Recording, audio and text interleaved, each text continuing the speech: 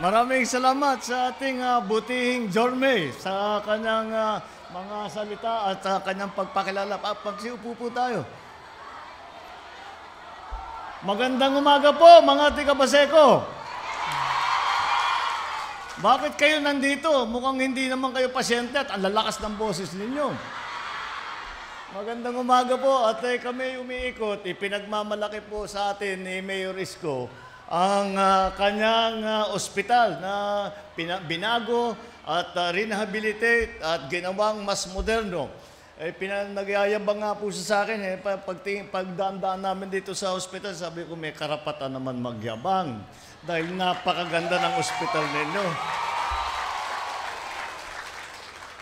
Ngayon lang ako nakakita ng barangay hospital na luma ang ibang provincial hospital sa Pilipinas. Kaya napakapalad po natin na meron tayong Mayor Isko na talagang inaalala ang kalagayan ng kanyang mga constituent.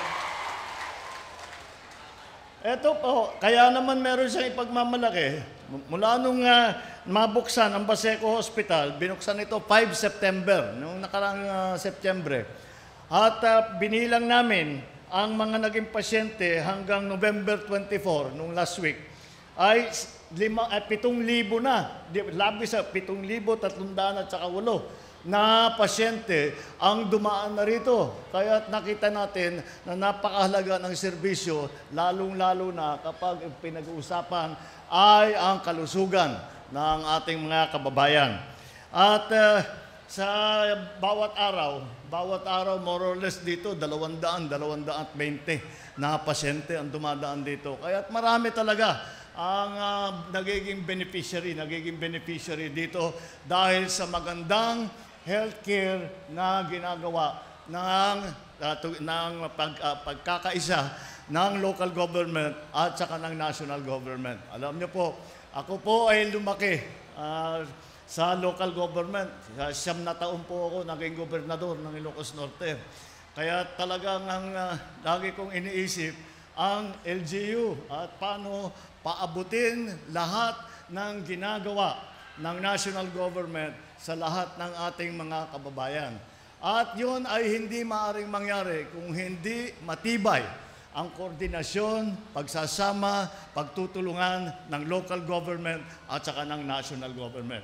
Kapag naman nangyari yan, nakita naman ninyo ang nagiging resulta. Ito ay ginawa ng ating local government. Kami naman sa national government, kagaya ng nabanggit ni Mayor, ay lahat ng suporta, lahat ng benepisyo na maaaring gawin ng pamahalaan ay gagawin natin. Para po tulungan pa ang inyong ginagawa, dahil ang katotohanan, na-impress kami masyado. Kaya sabi ko, tulungan naman natin. Kaya't mula sa tanggapan ng Pangulo, dadagdagan po natin yung suporta ng 15 milyong piso para sa Baseco Hospital.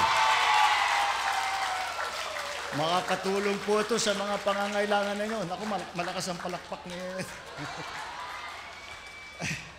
Halos 20,000 residente ng Baseco ay naging miyembro ng PhilHealth. Bakit mahalaga ito?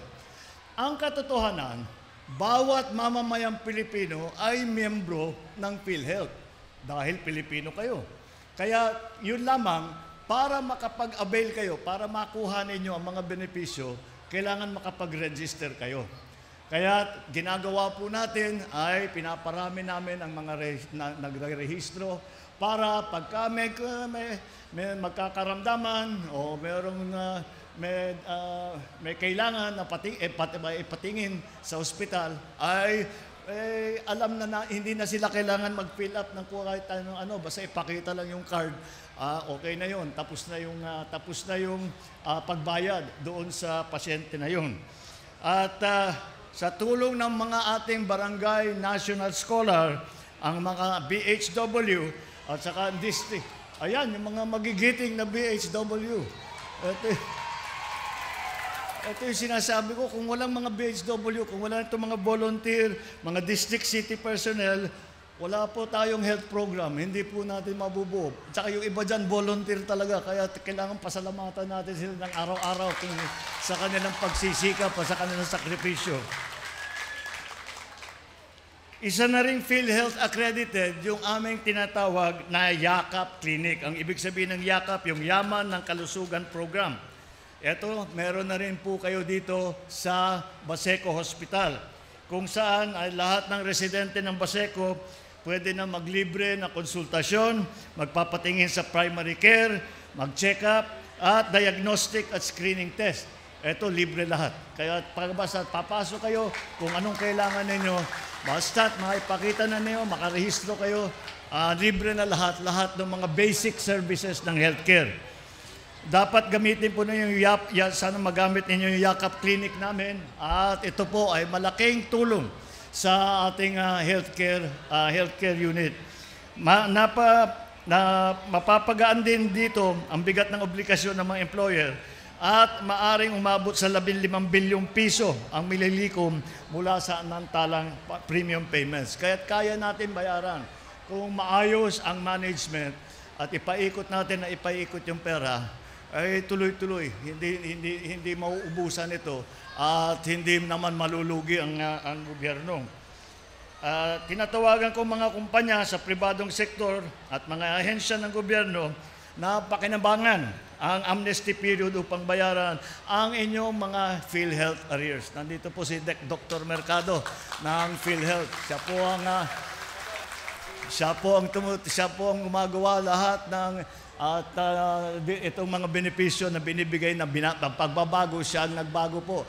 Lahat po ng ating mga porsyento na ibinabayad, pati sa gamot, pati sa mga pagtingin. Alam niyo po, nung ako lumalaki, napun ako po na ang tao, kahit gaano kayaman, kahit gaano kasikat, kapag may sakit, ay hindi masaya na tao. Kaya't ang pinaka-importante sa lahat, hindi na muna yung yaman, hindi na muna yung sikat, kung hindi ang kalusugan. Kaya't ang administrasyon po ito, ginagawa ang lahat upang mapatibay natin ang ating tinatawag na healthcare system. Marami po tayong natutunan na leksyon noong dumaan sa atin ang COVID, at nakita natin na sa sistema natin, mga ospital natin, mga clinic natin, mga insurance natin, napakaraming pagkukulang. Kaya nung umupo ako bilang Pangulo, yan ang una kong naging priority. Sabi ko, tignan natin, matuto na tayo. Dumaan na nga tayo sa COVID. Marami sa ating ang namatayan.